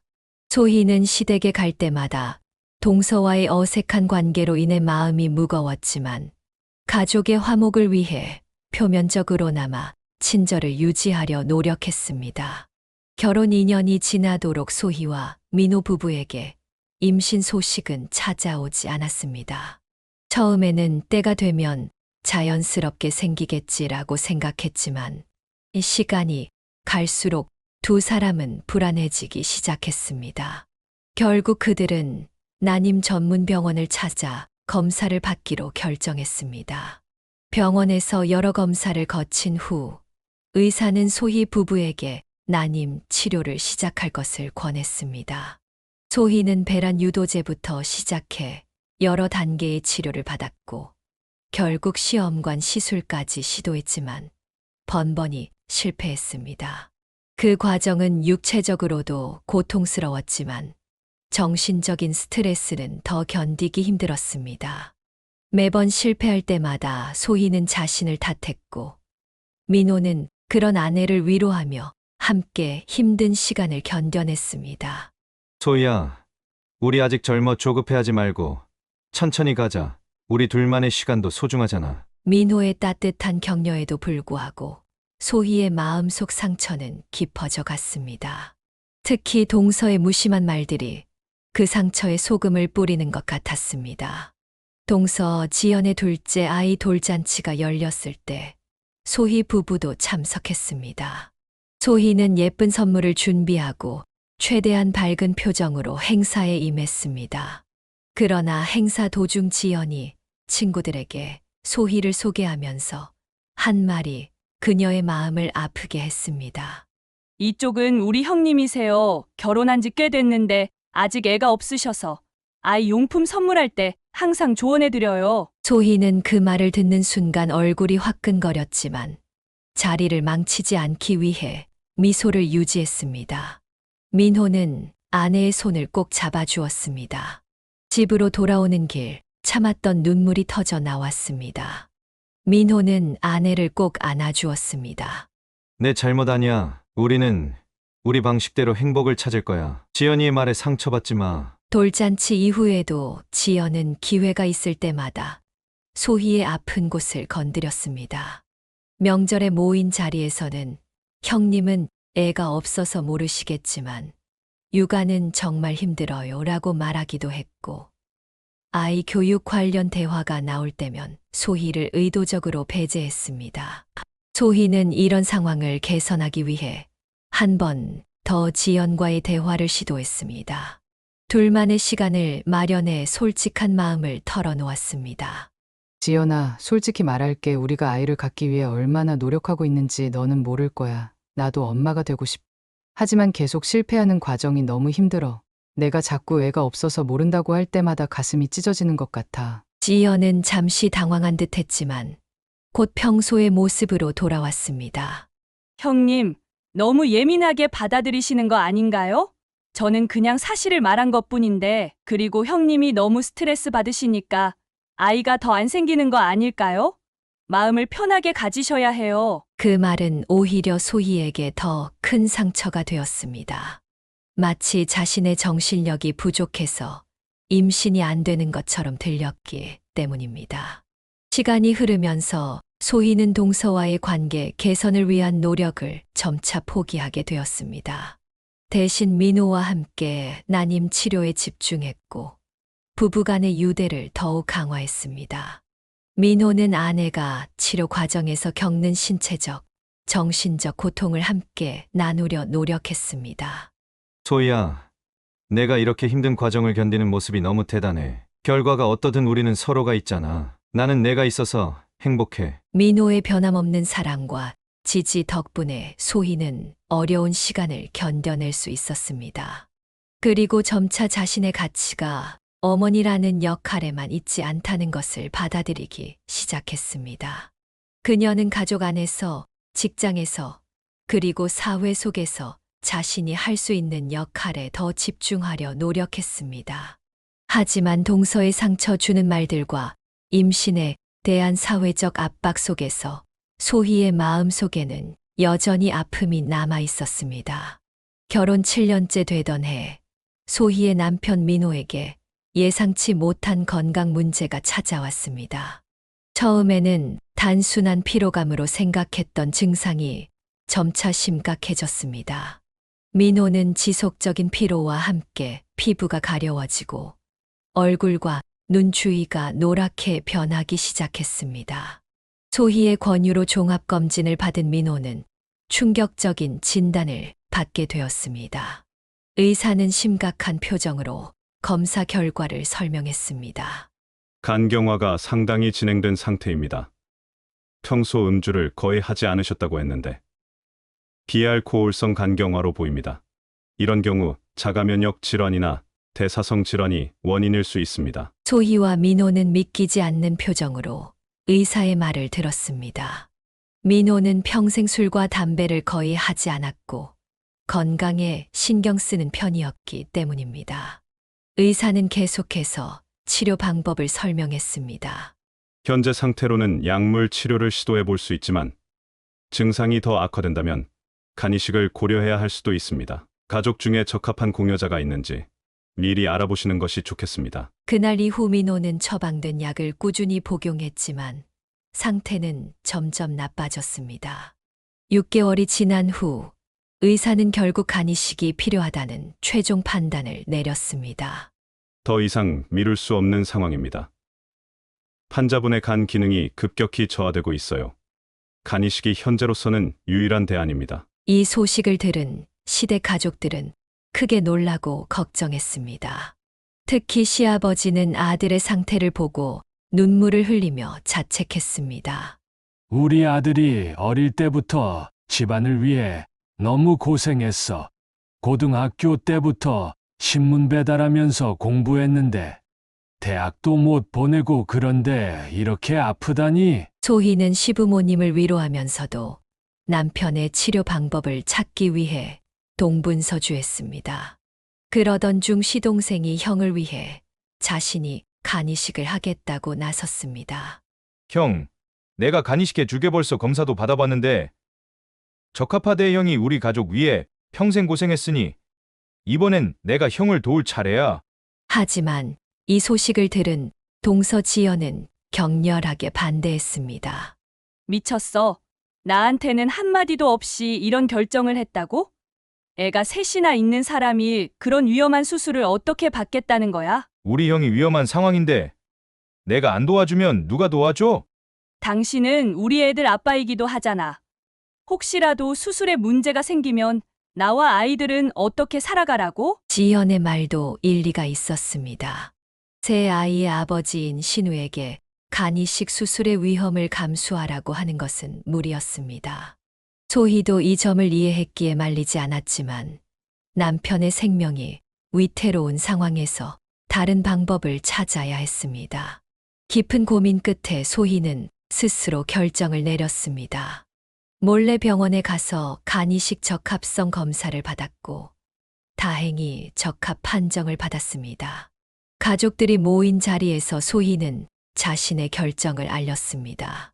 제가 민호 씨에게 간이식을 하겠습니다. 이미 검사를 마쳤고 적합하다는 결과가 나왔어요. 서방님은 아이들이 있으니 건강하게 가족을 돌봐야 해요. 이 발표에 모두가 놀랐고 민호는 소희의 손을 잡으며 울먹였습니다. 안 돼. 소희야, 내가 그런 위험한 수술을 받게 할 수는 없어. 차라리 내가... 그러나 소희의 결심은 확고했습니다. 그런데 이때 동서 지연이 코웃음을 치며 말했습니다. 진작에 형님이 한다고 하시지 그랬어요. 괜히 우리 신우 때문에 걱정하게 만들고 당연히 해야 할 일을 뭐 그렇게 대단한 일처럼 말씀하세요. 그 말에 시동생 신우가 분노했습니다. 정신 차려. 형수님이 얼마나 큰 결정을 하신 건지 알아? 그런 수술이 쉬운 줄 알아? 형수님이 형을 위해 그런 희생을 감수하시는데 내가 뭔 자격으로 그런 말을 해? 가족들 사이에 긴장이 감돌았고 민호는 괴로워하며 소희에게 다시 한 번 말했습니다. 소희야, 정말 이러지 마. 내가 아픈 건 내 문제야. 당신까지 고통받게 할 수는 없어. 그러나 소희의 마음은 이미 정해져 있었습니다. 그녀는 친정 부모님께도 상황을 설명하고 허락을 구했습니다. 처음에는 걱정하셨지만 소희의 강한 의지를 존중해 주셨습니다. 간이식 수술 날짜가 정해지고 소희와 민호는 함께 병원에 입원했습니다. 수술 전날 밤 소희는 불안함보다는 희망으로 가득 찼습니다. 민호가 건강을 되찾을 수 있다는 생각에 마음이 편안했습니다. 수술은 예상보다 순조롭게 진행되었습니다. 의료진은 소희의 간 일부를 민호에게 이식하는 데 성공했고 두 사람 모두 합병증 없이 회복 단계에 접어들었습니다. 시부모님과 친정 부모님은 병원에서 번갈아가며 두 사람을 간호했습니다. 회복 과정에서 민호는 소희에게 미안함과 감사함을 계속해서 표현했습니다. 내가 정말 미안해. 당신 때문에 이런 큰 수술까지 받게 하고. 소희는 남편의 손을 꼭 잡으며 웃었습니다. 이제 우리는 정말 한 몸이 된 거야. 내 간이 내 몸에서 살고 있으니까 일심동체라는 말이 이런 걸 두고 하는 말인가 봐. 퇴원 후 시부모님은 소희를 극진히 보살폈습니다. 시어머니는 소희가 시댁을 방문할 때마다 특별히 신경 썼습니다. 아이고, 몸도 안 좋을 텐데 왜 왔어? 따뜻한 방 준비해놨으니 들어가서 쉬어라. 시어머니는 소희의 건강을 위해 음식도 특별히 준비했습니다. 간 수술 후에는 염분이 적은 음식이 좋다고 하여 모든 반찬을 싱겁게 만들었습니다. 수술 3개월 후 병원 검진에서 기쁜 소식이 전해졌습니다. 소희의 간이 놀라운 속도로 재생되어 이미 85%까지 회복되었다는 것이었습니다. 의사는 소희의 젊은 나이와 건강한 체질 덕분이라고 설명했습니다. 이 소식을 들은 시어머니는 안도의 한숨을 내쉬었습니다. 정말 다행이다. 우리 며느리 간을 떼어낸 것 같아서 마음이 너무 아팠는데 이렇게 빨리 회복된다니 정말 고맙구나. 그러나 그 자리에 함께 있던 동서 지연은 여전히 냉담한 태도를 보였습니다. 참, 다들 너무 유난히시네요. 어차피 다시 자라는 간인데 뭐 그리 대단한 일인가요? 누가 보면 죽다 살아난 줄 알겠어요. 시어머니는 동서의 말에 눈살을 찌푸렸지만 그 자리에서는 더 이상 말하지 않았습니다. 그러던 중 추석 명절이 찾아왔고 시댁 식구들이 모두 모였습니다. 음식 준비와 차례 후 가족들은 담소를 나누며 휴식을 취했습니다. 소희는 수술 후 회복 중이었지만 컨디션이 점차 좋아지고 있었습니다. 배가 고파진 소희는 주방에 가서 간식을 먹으려 했습니다. 그때 동서 지연이 아이들에게 밥을 먹이고 있었는데 소희를 보자마자 또 다시 시비를 걸었습니다. 아유, 점심 먹은 지 얼마나 됐다고 벌써 또 먹어요? 애도 못 낳는 사람이 먹는 건 참 잘하네요. 소희는 충격을 받았습니다. 그동안 참아왔던 모든 감정이 순간 폭발할 것 같았지만 겨우 말을 이었습니다. 뭐라고? 애를 못 낳는 사람은 배고파도 먹으면 안 돼. 옛날에는 애 못 낳는 며느리는 죄인 취급했다고요. 결혼한 지 10년 다 되어 가는데 애 한 명도 못 낳았으면 밥이라도 좀 눈치 보면서 먹어야 하는 거 아닌가요? 소희가 더 말하려는 순간 주방 밖에서 이 대화를 듣고 있던 시어머니가 들어왔습니다. 평소 온화하던 시어머니의 얼굴에 분노가 서려 있었습니다. 그리고 갑자기 동서의 뺨을 세게 때렸습니다. 너 도대체 언제까지 형님한테 그렇게 말할 거니? 형님이 결혼해서 애가 안 생겨 얼마나 힘들었는지 알면서 왜 자꾸 그 상처를 건드리는 거야? 그 소리에 시아버지와 민호, 시동생까지 주방으로 달려왔습니다. 상황을 파악한 시동생은 아내를 향해 분노했습니다. 당신 정말 미쳤어. 형수님이 우리 영을 살리기 위해 자기 몸을 내놓은 분인데 어떻게 그런 말을 할 수 있어? 동서는 온 가족의 질책을 받자 눈물을 흘리며 집 밖으로 뛰쳐나갔습니다. 그날 이후 시동생은 아내에게 강력하게 경고했다고 합니다. 한 번만 더 형수에게 함부로 대하면 이혼도 불사하겠다는 말까지 했다고 나중에 알게 되었습니다. 그 일을 계기로 동서의 태도는 180도 바뀌었습니다. 이제 소희 앞에서는 고개를 숙이고 말수도 줄였습니다. 하지만 소희는 10년 동안 쌓인 상처를 쉽게 잊을 수 없었습니다. 한 번은 동서가 소희를 따로 불러 사과했지만 소희는 진심을 느낄 수 없었습니다. 저 정말 잘못했어요. 시댁 식구들이 다 저를 미워하는 것 같아서 힘들어요. 형님이 좀 도와주세요. 소희는 동서의 갑작스런 변화가 진심이 아니라 가족들의 질책 때문이라는 것을 알았기에 더 이상의 도움은 거절했습니다. 간 이식 수술 이후 1년이 지났을 무렵 소희와 민호의 건강은 모두 완전히 회복되었습니다. 두 사람은 어느 봄날 저녁 창가에 앉아 앞으로의 삶에 대해 깊은 대화를 나누었습니다. 그동안 아이를 갖기 위해 온갖 노력을 해왔지만 이제는 다른 방향으로 생각해 볼 때가 되었습니다. 소희야, 우리 이제 어떻게 할까? 우리 둘만의 삶도 충분히 행복하지만 민호의 말을 듣던 소희는 문득 며칠 전 뉴스에서 본 해외 입양 아동에 관한 이야기가 떠올랐습니다. 우리 입양할까 입양에 대해 생각해 본 적 있어. 아직도 우리나라에서 매년 수백 명의 아이들이 해외로 입양되고 있대. 그 아이들에게 우리가 가정을 줄 수 있다면 어떨까? 민호의 눈이 밝아졌습니다. 그는 소희의 손을 꼭 잡았습니다. 정말 좋은 생각이야. 우리가 받은 사랑을 그 아이들에게 나눠줄 수 있을 거야. 결정을 내린 두 사람은 다음 날 바로 입양기관에 연락했습니다. 상담사는 국내 입양과 해외 입양 대상 아동들에 대한 정보, 그리고 입양 절차의 복잡성에 대해 설명해 주었습니다. 소희는 예상보다 훨씬 까다로운 절차에 놀랐지만 민호와 함께 모든 과정을 하나씩 준비해 나가기로 했습니다. 그들은 먼저 가족들에게 이 결정을 알렸습니다. 소희의 부모님은 딸의 결정을 전적으로 지지해 주었습니다.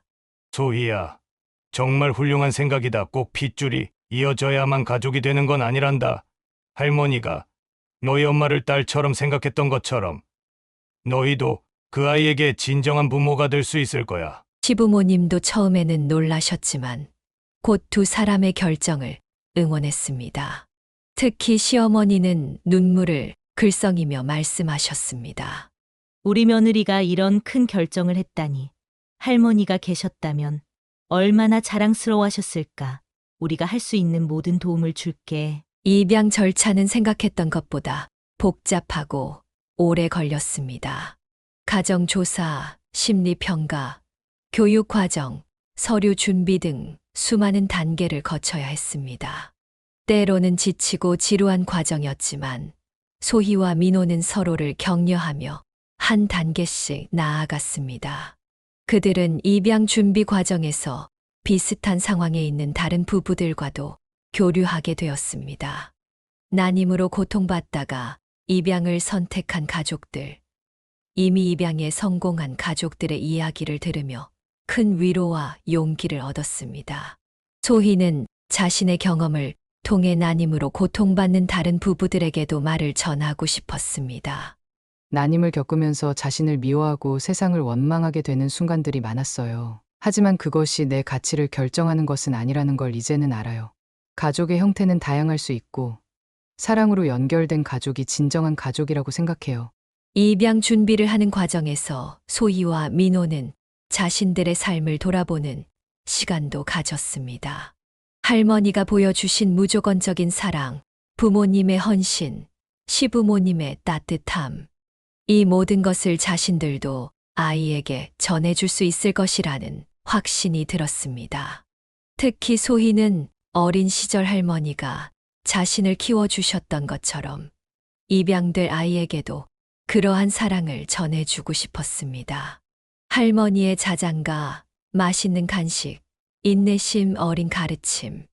이 모든 것을 기억하며 소희는 어떤 부모가 될지 그려보았습니다. 비록 아직 어떤 아이가 그들의 가족이 될지 알 수 없었지만 소희와 민호는 이미 마음속으로 그 아이를 사랑하기 시작했습니다. 그들은 아이의 방을 꾸미고 책을 모으고 아이와 함께 할 일들을 계획했습니다. 소희는 또한 자신처럼 장기 이식을 통해 가족을 구한 사람들에게도 응원의 마음을 전하고 싶었습니다. 수술은 힘들었지만 그 과정에서 가족의 소중함을 더 깊이 느꼈어요. 지금 그런 과정을 겪고 계신 분들께 꼭 말씀드리고 싶어요. 모든 고통은 지나가고 더 단단한 가족이 될 수 있다고요. 소희와 민호의 새로운 여정은 이제 막 시작되었습니다. 그들의 삶에는 여전히 불확실성과 도전이 있지만 서로를 향한 사랑과 새 가족을 맞이할 기대로 가득 차 있었습니다. 할머니가 심어준 사랑의 씨앗은 이제 새로운 형태로 계속해서 자라나고 있었습니다. 사연을 듣고 댓글을 남겨주시기 바랍니다. 사소한 의견일지라도 사연자분에게는 큰 힘이 됩니다. 노골적인 악성 댓글은 사연자분에게 상처가 될 수 있으니 삼가주시기 바랍니다.